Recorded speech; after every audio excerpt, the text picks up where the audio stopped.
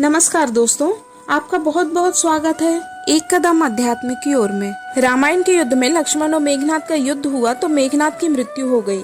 रावण इससे बहुत दुखी था। रावण को दुखी देखकर रावण की मां कैकसी ने उसके पाताल में बसे दो भाइयों अहिरावण और महिरावण की याद दिलाई। विभीषण को लगा कि भगवान श्री राम और लक्ष्मण की सुरक्षा व्यवस्था और कड़ी करनी पड़ेगी। इसके लिए उन्हें सबसे बेहतर लगा कि इसका जिम्मा परमवीर हनुमान जी को सौंप दिया जाए। साथ ही वे अपनी भी निगरानी में लगे थे। हनुमान जी ने भगवान श्री राम की कुटिया के चारों ओर एक सुरक्षा घेरा खींच दिया। कोई जादू टोना, तंत्र मंत्र का असर या मायावी राक्षस इसके भीतर नहीं घुस सकता था। अहिरावण और महिरावण श्री राम और लक्ष्मण को मारने उनकी कुटिया तक पहुंच गए, पर इस सुरक्षा घेरे के आगे उनकी एक न चली। वे असफल रहे। ऐसे में उन्होंने एक चाल चली। महिरावण विभीषण का रूप धर के कुटिया में घुस गया। राम व लक्ष्मण पत्थर की सपाट शिलाओं पर गहरी नींद में सो रहे थे। दोनों राक्षसों ने बिना आहट के शिला समेत दोनों भाइयों को उठा लिया और अपने निवास पाताल की ओर लेकर चले गए।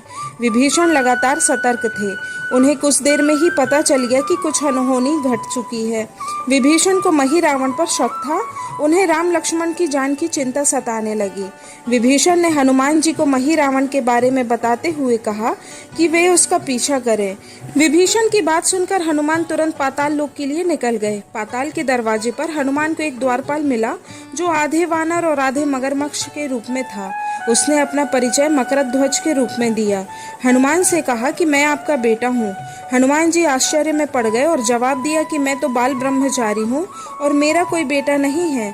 तब मकरध्वज ने बताया कि जब आप अशोक वाटिका में सीता जी के पास गए थे और लंका को आग में जलाया था, तब उसकी गर्मी से आपकी पसीने की एक बूंद समुद्र में मगरी के मुंह में गिर गई थी, जिससे मेरा जन्म हुआ। मकरध्वज ने कहा कि अगर आपको अंदर जाना है तो मुझे पहले युद्ध में हराना पड़ेगा। लंबे युद्ध में अपने बेटे को हराने के बाद हनुमान जी पाताल लोक के भीतर पहुंचे। हनुमान जी अब अहिरावण और महिरावण के क्षेत्र में घुस गए थे। उन्हें एक बड़ी सेना का मुकाबला करना था, लेकिन उन्हें मकरध्वज ने बताया कि अगर आपको पूरी सेना को खत्म करना है तो किसी विशिष्ट जगह रखे 5 दीपकों को एक साथ बुझाना होगा। इससे पूरी सेना स्वतः ही नष्ट हो जाएगी। यहीं पर हनुमान जी ने 5 मुख वाला रूप धारण किया, जिसे पंचमुखी हनुमान के नाम से जाना जाता है। 5 दिशाओं में रखे दीपक उन्होंने एक ही बार में बुझा दिए। फिर अहिरावण और महिरावण का वध करके राम लक्ष्मण को सुरक्षित वापस लेकर आ गए। तो दोस्तों, यह कहानी आपको कैसी लगी? अगर कहानी पसंद आई हो तो कमेंट में हनुमान जी का जयकारा जरूर लगाएं और साथ ही वीडियो को लाइक और शेयर भी करें। धन्यवाद। जय श्री राम।